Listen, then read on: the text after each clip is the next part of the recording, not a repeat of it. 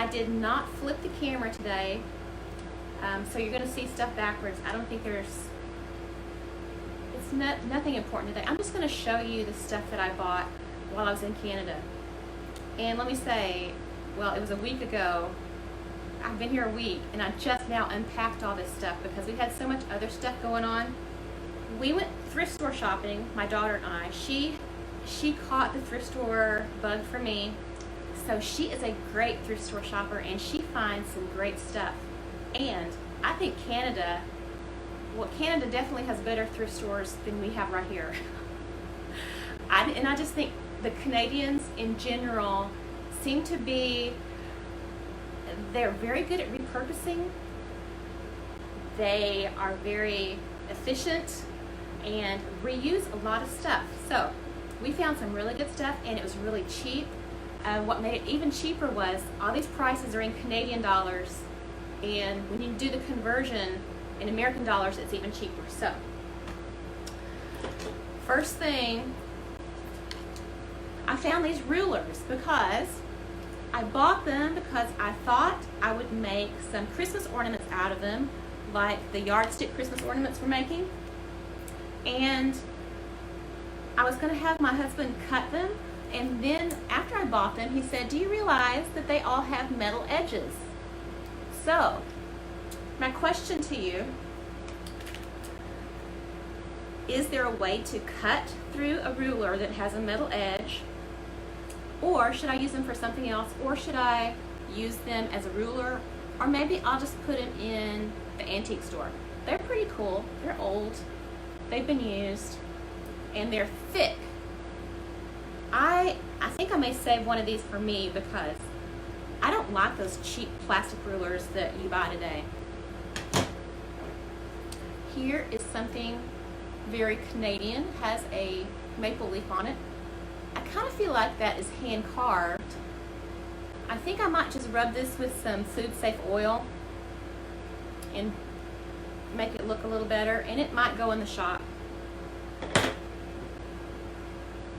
I don't buy a whole lot of, I call them granny antiques, like little plates and dishes with a gold edge and frills and doilies, but you'll see that I did buy a lot this time. And they do pretty well in the antique store.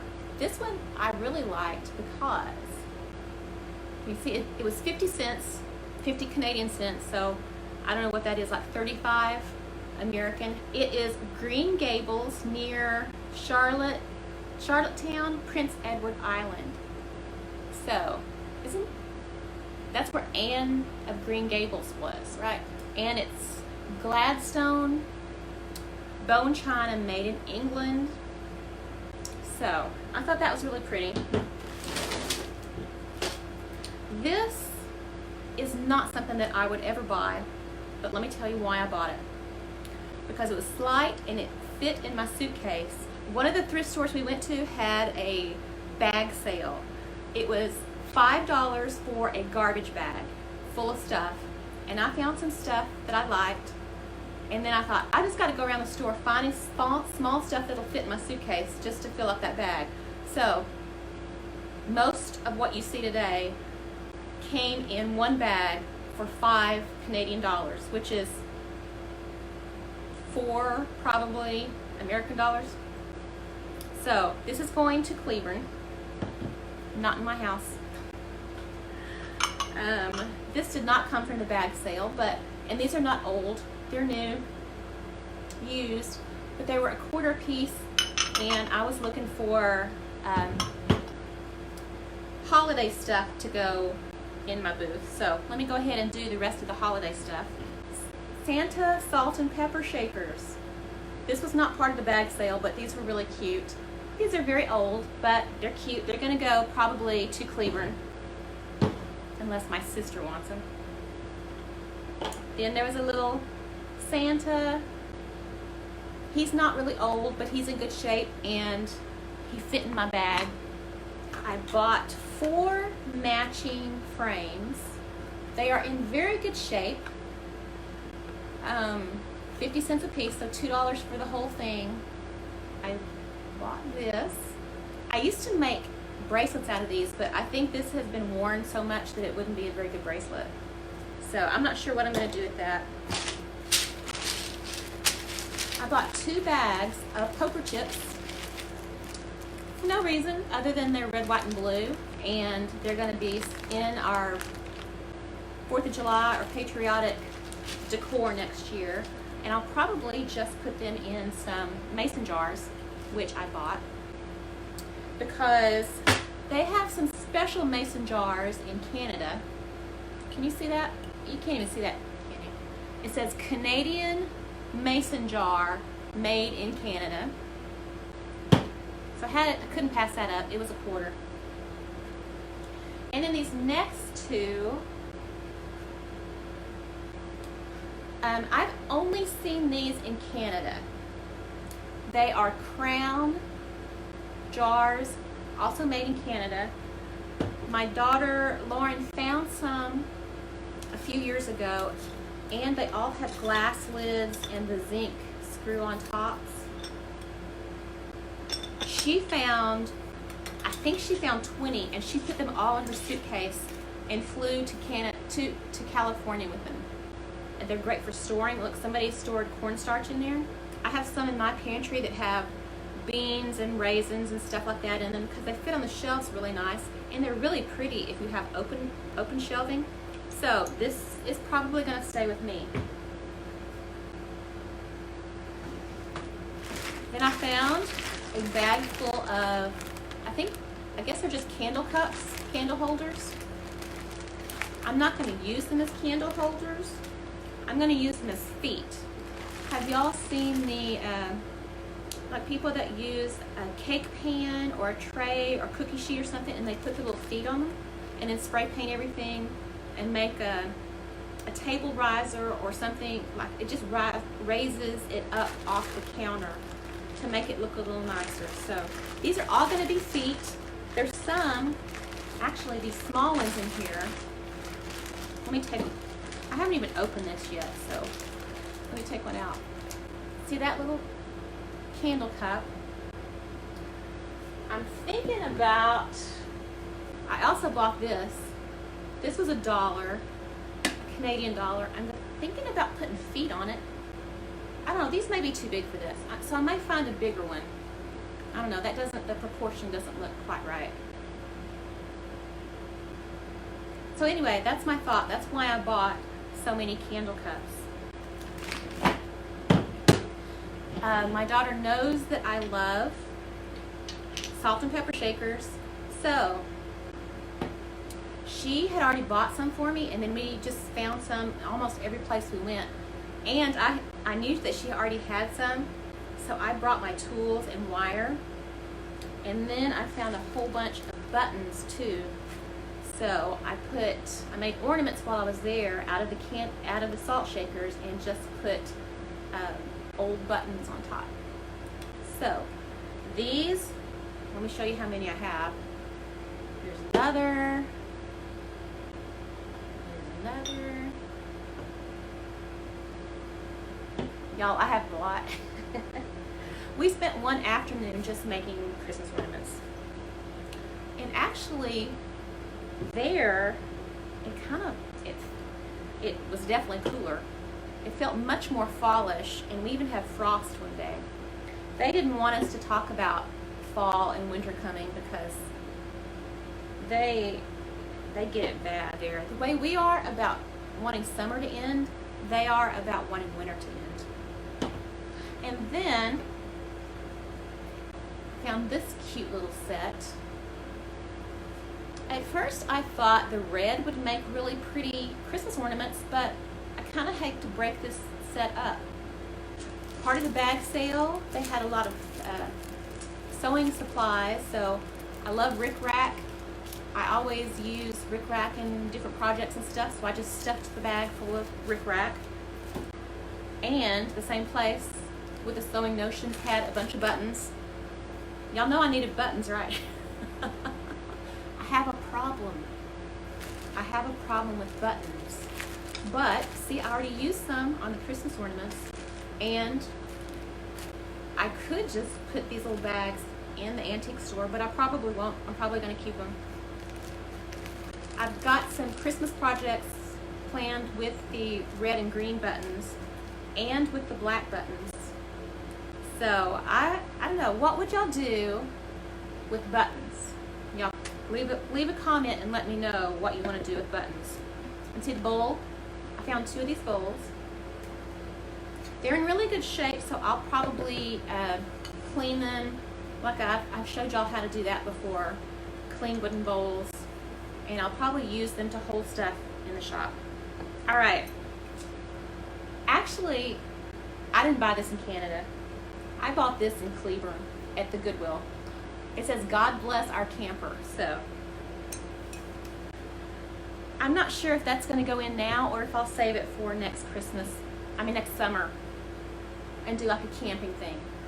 I bought a Tim Horton coffee cup because we don't have Tim Hortons here, and it's always a treat for us to go to Tim Hortons and get Timbits. Here's another granny antique that I wouldn't usually buy, but it fit into the bag. And I'm pretty impressed that nothing broke in my suitcase. We fly Southwest, so just so you know, I know they throw luggage around, but I think I wrapped it up good enough that I have this thing for snowman this year, guys. They're going to be everywhere. My whole booth may be Snowman Christmas. Okay, and some more seasonal stuff. Little votive holders that are leaves. Little pumpkin candle holders, but I only have one. And I want to tell y'all thank you for anytime you like or comment or share our videos. That is really helpful to our business. Even, I mean, you don't have to buy stuff from us. Just commenting and liking and sharing is really helpful. So these were a quarter a piece. I'm trying to decide if I should go buy a couple of candles or if I should just stick them in the booth like this. An old plastic Christmas ornament, still in the package. I think it's just going to go in the booth like this so people can see it's new. These these are called snack markers. Recognize your own fork. Get a set of 8 unique fun characters, great for parties. So you have a bunch of different Christmas things on the end of each fork. So I guess if you're at a party, you know, you can use these as forks on your plate. And you won't accidentally pick up somebody else's plate, maybe? I don't know. Okay, here are 3 things that I wouldn't usually buy either. But, again, I was trying to fill up my bag, and I thought because there's 3 of them, 3 makes a collection, right? So I'm going to put these in the booth. These will probably be in the spring since they're pastel. And I do have some other baby-ish stuff that I'm probably going to have like a baby theme one month. I've got some vintage glass baby bottles and a baby stork game. So I thought that'd be cute. Somebody might want it to put a little succulent in for a baby gift or shower gift or something. And it says $1 on it, but they were in the big giant bag. Now, one of the things that I did to keep the stuff from getting broken, remember the box of doilies that I showed y'all not too long ago? I bought more. I don't like doilies. I don't have any doilies in my house, but there's something about the look of a doily that I like. So I had thought about like sewing them on t-shirts and stuff. That's why I have so many. I was going to do crafts with them, but I never did any crafts with them. So y'all let me know what kind of doily crafts I could do. That's a good idea. This one has a green edge, so it's probably going to go in the Christmas display. And then these 2 like a variegated thread, and they're really ruffled. I spread it out flat, and can you tell how ruffly that's going to be? could just imagine, you know, somebody starching it. And as far as I can tell, well, that one, yeah, some of these do have rips on them, but it's going to Cleveland for Christmas probably. And then I got one with the blue edge.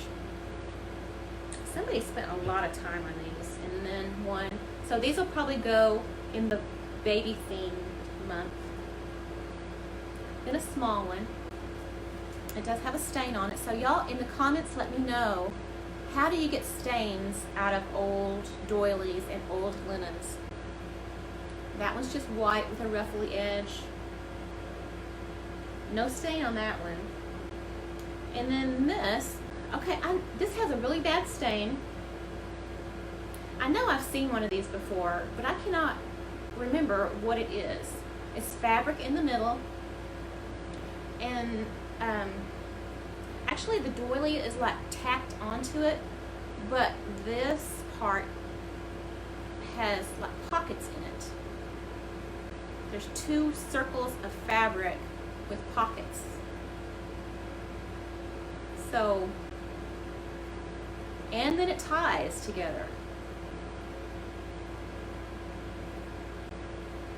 And it's got a really bad stain on it. So let me know how you would get that out. Okay. And then here's a big one. It's got a little bit of a stain right in here. A square one. It's got a little stain there. This was, I really like this one. This is one I might actually keep. I don't know. No, you know what? I'm going to use it in my antique store for when I stack stuff on top of furniture, because I do have some painted furniture and I want to make sure nothing scratches it. And then I think the last thing I have is a set. How many are in here? There are 5 rectangular doily type things. So there's one. And these have a lot of damage to them, so I'm probably going to use them in the shop, like to protect furniture too. So I think that's it. That all fit in my suitcase. Well, actually it fit in Glenn's suitcase. Probably because we brought a lot of presents to them, and then we had like half a suitcase that was empty, so we filled it up with thrift store stuff. And I wasn't sure how much I could bring back, so I could have brought back a lot more. After I looked at the regulations from going from Canada back into America, I think I read that I could bring back $800 worth of stuff, and Glenn could also, so we could have bought $1,600 worth of stuff and brought it back. I am pretty sure that I did not spend over $20 Canadian. It was probably closer to 15. So I'm gonna say maybe 12 American dollars. 12 to 15 American dollars. All right, guys, I gotta go. Thanks for watching, commenting, sharing, liking, and all that stuff. I appreciate you. I'll see you tomorrow. Bye.